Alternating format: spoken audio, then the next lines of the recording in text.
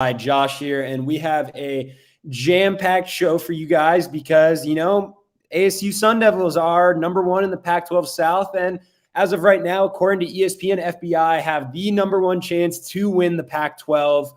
We're going to talk about it all, unpack this big win over UCLA, this demolition of UCLA in the Rose Bowl.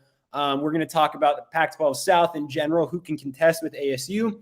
And then we're going to talk about potential college football playoff scenarios and how the Pac-12 can play their way into the college football playoff.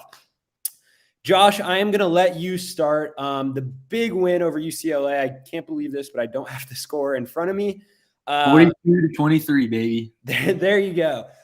Tell me what you saw and what you liked and did not like from this big win. Now 2-0 in conference. Tell me what you saw, what you liked and didn't like. Yeah, well, I think I can only answer maybe two of those questions because there wasn't a lot to not like in this game. This team was really, firing on all cylinders, and when I say that, I mean that. It's really hard for me to kind of, when you look at this game, to pick, who really did better as a unit, the offense or the defense. Mm-hmm. It was a very fair fight from both sides, and obviously the Sun Devils came out on top, 42-23. We've been preaching all year long on this show that we're a second half team. It seems like, we're not truly proud of that, but hey, whatever gets the job done. And 18 unanswered second half points. So our defense really stepped up. The tail end of this game, and just contained. I think they contained DTR and Zach Charbonnet. Charbonnet. Okay, thank you for that. But yeah, those guys are a two, deadly combo. But it seemed, that ASU, Jaden Daniels, Chip Trainum, Rashad White, we're just too dynamic. And I'm gonna throw Curtis Hodges and Ricky Pearsall in there for this game too. Especially they played out. Curtis Hodges didn't get any touchdowns, but he had some really great catches and very clutch moments. And I'm just happy for Ricky Pearsall, man. I told you before the show, he's a hometown kid, finally getting some big time opportunities in this offense. And Herm talked about it after the game. Just this game really proved, everyone saw it. Jaden was just truly comfortable throwing the ball. He's had more time with his wide receivers, and especially with Zach Hill, is what Herm was saying. And I think he really stepped up to the plate in this game and just delivered for this team. Great use of his legs and when he needed to. And, man, just an astounding win for this team. Moving to first in the Pac-12 South. And we really just defeated, one of the better starts to the season of a very dynamic UCLA team with a good coach and number 5 run defense in the nation. And look at our team, what we're built on, this 3-headed monster in the back. And it was an incredible win. I just kind of laid it all out there, but what did you really like from this, this victory in the one of our Dash co-hosts, Sam Connon, actually, I think he was season 1 with UCLA Dash. He asked me to, write a preview for this big game. He works for Sports Illustrated UCLA. Yeah. And what I said was, historically, ASU has really struggled with running quarterbacks, and it's really been their Achilles heel. But although Dorian Thompson-Robinson, DTR, had a fantastic day rushing the ball, they never really got their play-action passing going because, they were playing from behind for a majority of the game. So ASU never really had to bite on that play action. That's something I really liked. The second that I really liked is I wrote exactly that it felt as if, not only just this year, and I know last year we don't even really put any stock into it, but, Jaden Daniels' tenure at ASU, it seems like the potential for the offense is like, just wait, it's coming. And we saw it at the end of last year, putting 70 on U of A and, beating a good Oregon State team. They started to put it together, and then this year came around, and I wrote exactly that it feels as if Daniels is running the offense with the training wheels still attached. And I felt like that was a pretty fair, just how the offenses looked. Sorry, I couldn't think of the word there, but And that was not the case against UCLA. Sorry if my camera is going everywhere. It looks a little funky on my screen over here, but all good. Okay. It's, we were throwing the ball downfield. We were keeping the defense guessing with running the ball. We were, our first down plays weren't always runs up the middle for 2 yards. Even if you pick up 5 or 6 yards on an outside pass or, just create creativity in the offense. It was fantastic to see this offense and what it could be, even without wide receivers like N'Keal Harry or Brandon Ayuk, because a lot of people forget that, Jaden Daniels had 1 year with Brandon Ayuk. Yes, it was his freshman year. And yes, the team wasn't as good as it is now, but, he has to start building a rapport with some of these wide receivers. Now, to the things I didn't like. I mean, I want to clarify by saying that I obviously liked this game and I don't want to come off as a negative Nelly at all. There's so many more. There's so many more positives in this game, but it took 3 plays into the game for us to commit a penalty. That has been an Achilles heel the entire time. We cannot keep committing so many penalties. And I don't have the exact total of how many we finished with. But the second thing, I don't even think this needs to be said. I'm not even sure if Herm made a coaching adjustment to this because you shouldn't have to. That punt return right before half, we literally wrapped it up in a gift basket, put our nicest tissue paper in there, and delivered it on UCLA's doorstep and said, hey, here's a free 3 points for you guys. Take it if you want, take it if you don't want it. And we just put 3 points on their doorstep. If you're playing a better team, let's say we're in the Pac-12 championship, fighting for a Rose Bowl, that is unacceptable. That is not even a move a high school player would do, let alone maybe a Pop Warner kid. So that was one of the most bonehead plays of the weekend, no matter what the score was. Things like that, if you lose a game, things like that are going to have people calling for Herm Edwards firing. I'm saying that legit. If you lose that game to UCLA, people are replaying that punt return. They're talking about the penalties and all that. Those need to be buttoned up if you truly want to be a Rose Bowl team. That is what I have to say. And just because we won, you cannot sweep those under the rug. That's the bottom line.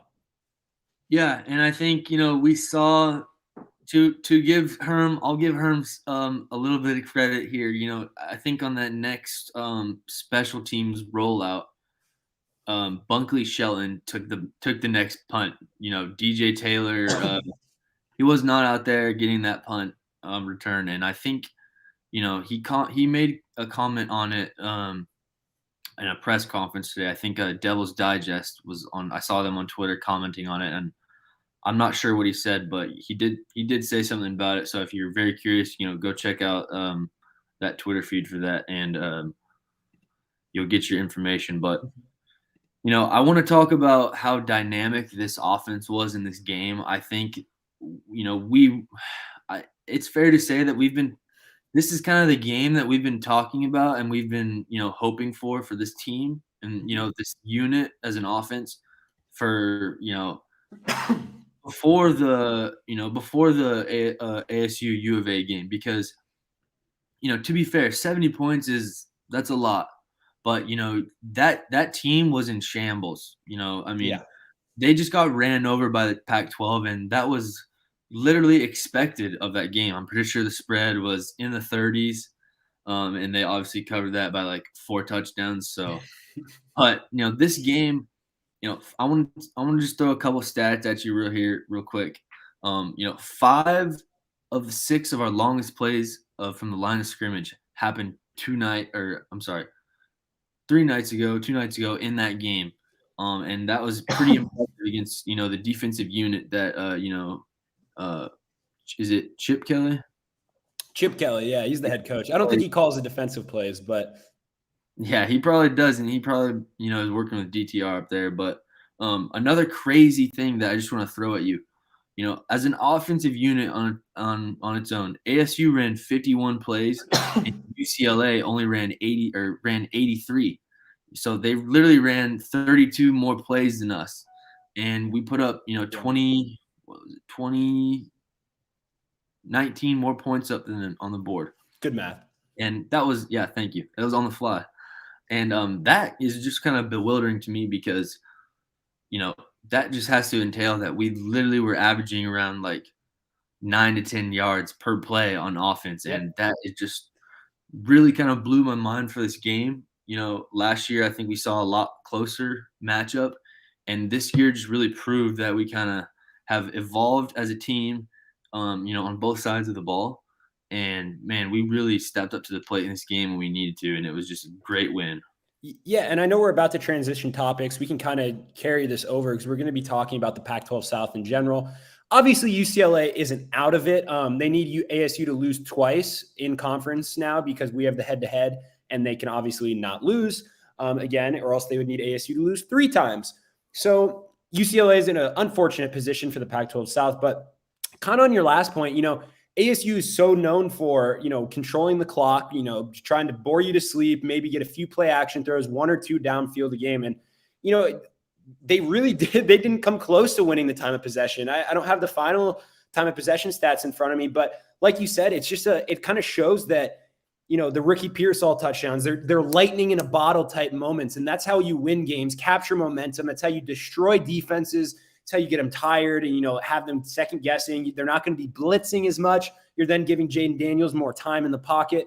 Everything's a domino effect. And although we did not win the time of possession, the most important thing to me was that really long drive by ASU that really ended the game. I think it was late third quarter. We were up. It was after UCLA's missed field goal, I believe, sorry. It was a 9-point game, and they were inside the 5-yard line when Chip Kelly decided to go for it instead of kicking a field goal and making it a 1-touchdown game. I don't necessarily hate the call to go for it. Especially in college, it seems like you can get 2 or 3 yards on every play. Obviously, they didn't run the correct play call, and Eric Gentry, the freshman, made a great play on the outside stopping DTR, but ASU took the ball in their own 5 and ran about a 6 or 7 minute drive that resulted in a touchdown. And after that, the momentum was gone. ASU had it all under wraps. They put the game under control and did a game-winning. I know it wasn't, technically a game-winning drive, but the game was over after that. They were up. ASU was up 3 scores. They were up 17, or I think they went for 2. So I believe they were up 17, and the game was over. I know they ended up not scoring in the second half again, so that score really didn't matter. But, it was a really good drive, and it's exactly what winning teams do. They get the big stop on 4th down, and they go 95 yards in 7 minutes and just absolutely destroy the crowd's energy and capture the game. And that was something I really liked from this team. Sorry, we got a little off topic, but no. And I'd like, hold on, before we transition, I'd like to, that play sequence was very interesting. If you remember, on 3rd down, he faked a handoff to Charbonnet, and he tried running the ball, and we stuffed him on the outside. And then it was 4th and 1, and he ran the same thing. Yep. And we stuffed him again. And, he talked about that after the game. I went back and looked at, what they said, and he goes, looking back at that play, thinking about who I have in my backfield and Zach Charbonnet, he's like, I probably should have, passed the ball off to him. And, hey, 2020, hindsight 2020, we both know what that's like. And Chip Kelly also commented on that, and he said he was pretty abrupt and short. He goes, yep, they made a play and we didn't. So, I mean, that's what you get it from the man. Bingo, Chip. You're right. Okay, so we're going to transition now. We can still talk about ASU, this game, what it means, and everything to the rest of the year. But in the Pac-12 South, who do you view as ASU's biggest competitor? Because to be honest, I am still a little bit nervous about USC. The big thing is they have 2 losses in conference. So we're going to have to lose, twice, and that includes probably a loss to them. So they have a little ground to make up. I still think that team is uber talented. I know they're going through a whole lot this year. Still not really comfortable from them. Utah's in an interesting position. They're 1-0 in conference. They have not looked good at all this year. They're 0-2 on the road. Their starting quarterback from the beginning of the season just walked out on the team and said, "Peace out, I'm transferring." Well, there's a lot of stuff going on with that team. I think UCLA is probably still more of a threat than Utah in my position, from my eyes. I know record-wise, Utah, you got to give them because they're 1-0. They haven't lost yet. But who do you think is probably the biggest challenge to ASU, whether it be USC, Utah, or UCLA? Because I think we can count Colorado and U of A out of it, and I think we could have done that before the season even started. So before I get into first of all, ASU has some very tough games coming up in Stanford and Utah, and we'll kind of dive into that after I give a little heartfelt shout out to our Utah fellow Dash Sports Utah co-host, and just the Utah football team. I'm pretty sure there have been, two players who have lost their lives literally within a span of, a month on this I team, think it's and been that a is year. okay, a year. Yeah. Yeah, the dude who took the Terrible. scholarship, and man, that is just some brutal hardships to go through, especially in COVID times right now and all this. But getting back to Arizona State's schedule, if we look past the Stanford game, I think, I think Stanford is going to be a very, very tough road for ASU, but they are in the north, correct? Stanford, yes. The North is Washington schools, Stanford and Oregon State and Cal. So when you're talking, if we're specifically talking, Pac-12 South opponents, what's the toughest task? I think, that this Utah game, playing them in Utah, it could be a very, very bad situation, for our team. Just, I know we have terrible memories. I want to say it was sophomore year. We went up there and played them. It was just muddy, raining. It was just nasty weather. And those guys played in it like they played every game of football their life in that. Mm-hmm.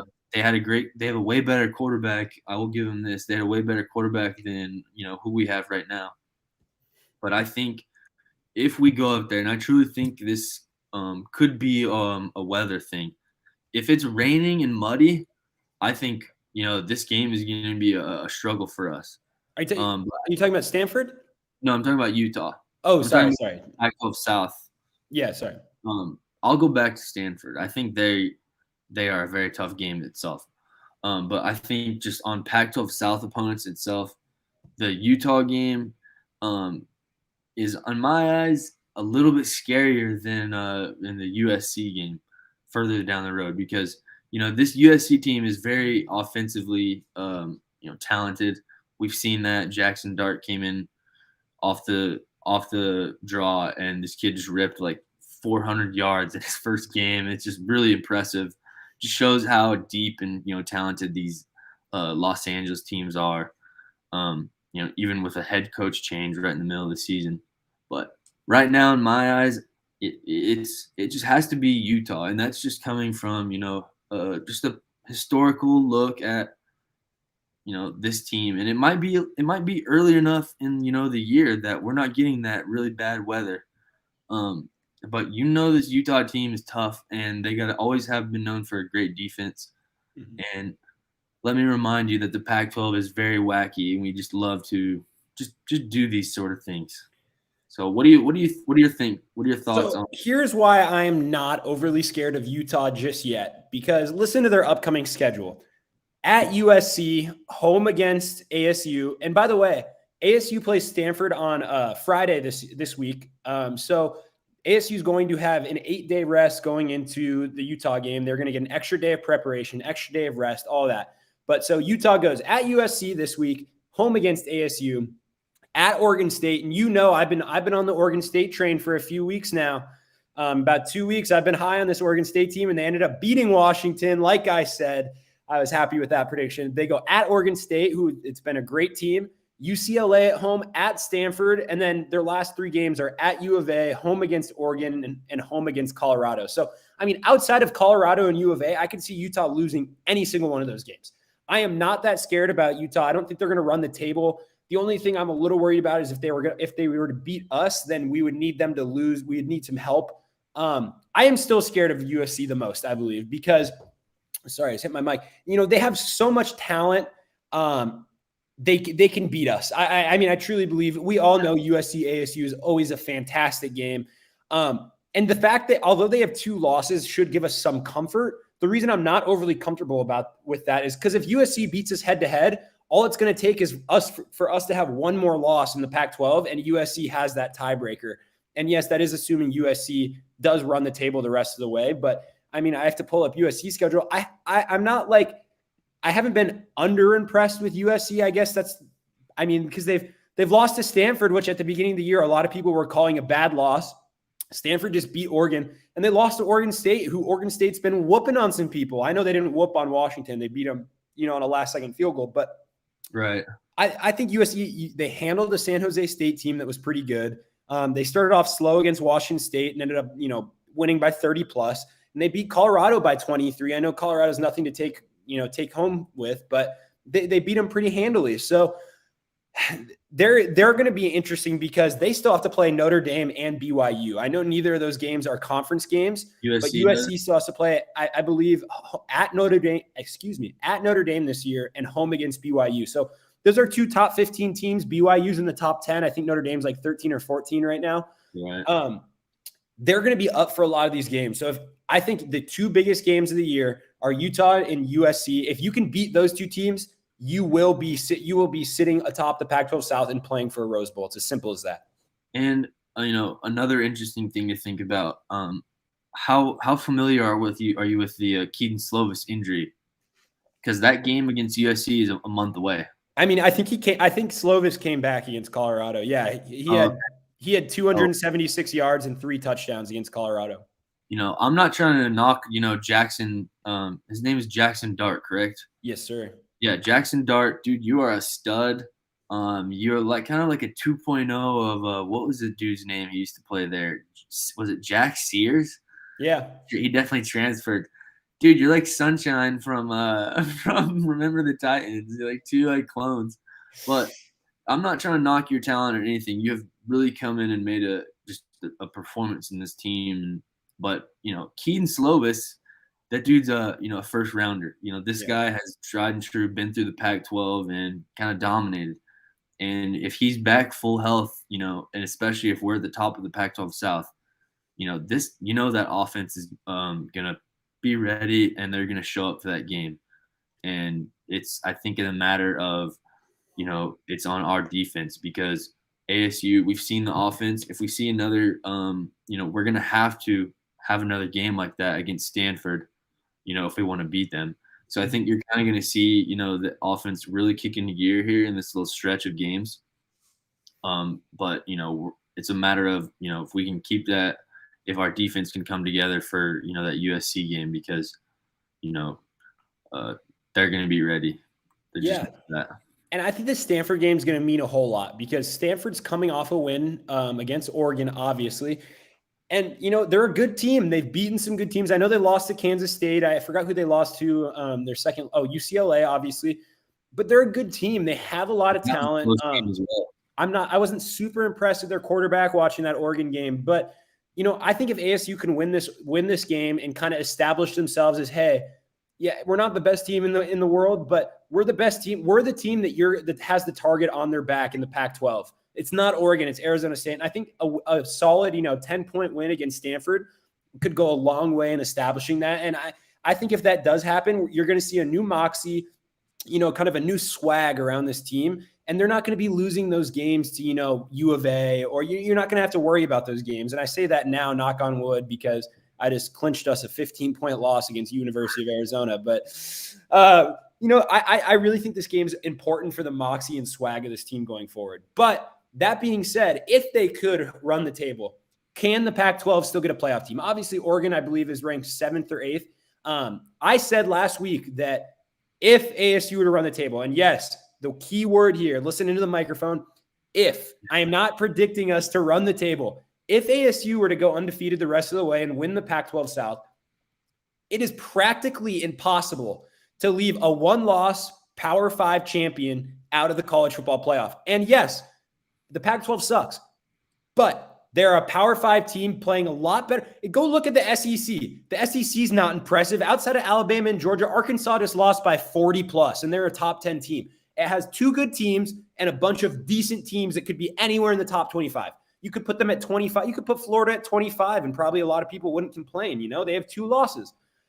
A one-loss Pac-12 team that wins the championship, and their only loss not only came early in the season, which I know technically doesn't matter, but everyone who knows college football knows it matters when you lose. You can't lose late in the season and expect, to stay from number 2 to number 3. You're probably going to fall outside the top 4. It was to a top 10 team in BYU who is ranked number 10 in the rankings this week on the road. I'm saying if ASU goes undefeated and loses one game, they will be in the college football playoff. Do I think that will happen? No. The other 2 ways I think that it could get in is obviously Oregon runs the table. I mean, they only have to jump 4 more spots to get in. That was pretty, I mean, that's not an unrealistic goal. Other team that still can do it, Oregon State. Oregon State's undefeated right now. If they were to run the table and win the Pac-12, there's no way an undefeated Pac-12 team is not getting in, let alone a one-loss team. So there's three avenues for the Pac-12. It's Oregon, Oregon State, and ASU. Count Oregon State out because they're not going undefeated. I can promise you that. And count ASU out, in my opinion, because they always have one of the dumbest losses I've ever seen. And they tried to do it with that punt return against UCLA. I think Oregon's the legitimate chance, but I really do think the window is still open for ASU. What do you think? Yeah, I mean, interesting topic we have here. I mean, I would really, truly, with every ounce of blood in my heart, I would love for a Pac-12 team to just defy all odds and, storm the castle and take ownership and make the college football playoff. But I think, in order for that to happen, especially if we're talking, a team outside of Oregon, because I think Oregon has just kind of shot themselves in the foot this year. And, they did have a great win over Ohio State. But to be fair, that Ohio State team, they're kind of running through the Big 12 or the Big 10. But they're not a top 5 team in the nation, I don't think. And, I think, if we're thinking a Pac-12 team is going to make the playoff this year, it probably wouldn't happen. Like you said, it's probably not going to happen, but it would be interesting to see, the committee react to, like an ASU running the table this year, or even Oregon State, because I think they would still disrespect them, not give them the credit that they deserve.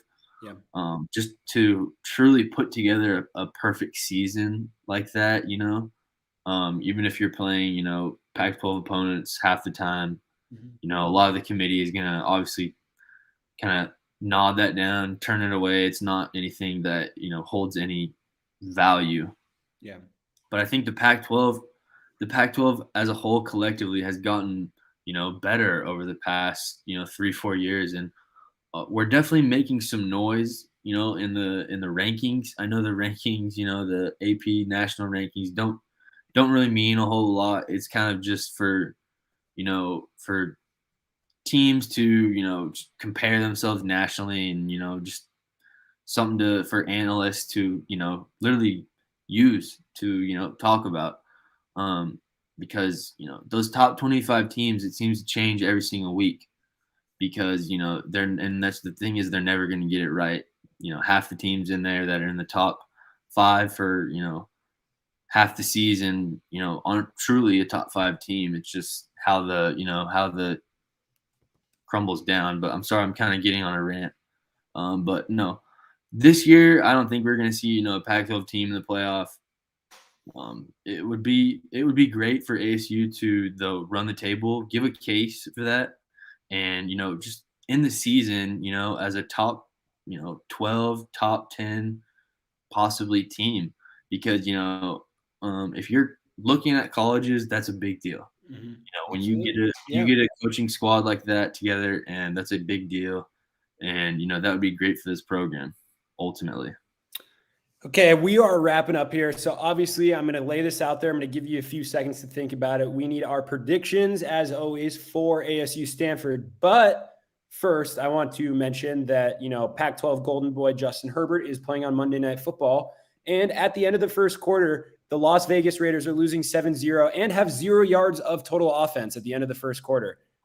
And that is including sack yardage. That is including sack yardage, yes. But they have 0 yards of total offense. But I tell you that Bosa guy, man. Josh, I will start because I'm pretty confident in this game. I think it's going to be really close. When I say confident, I mean I'm confident that I think I know what's going to happen as I'm getting attacked by a German Shepherd over here on my end of the stream.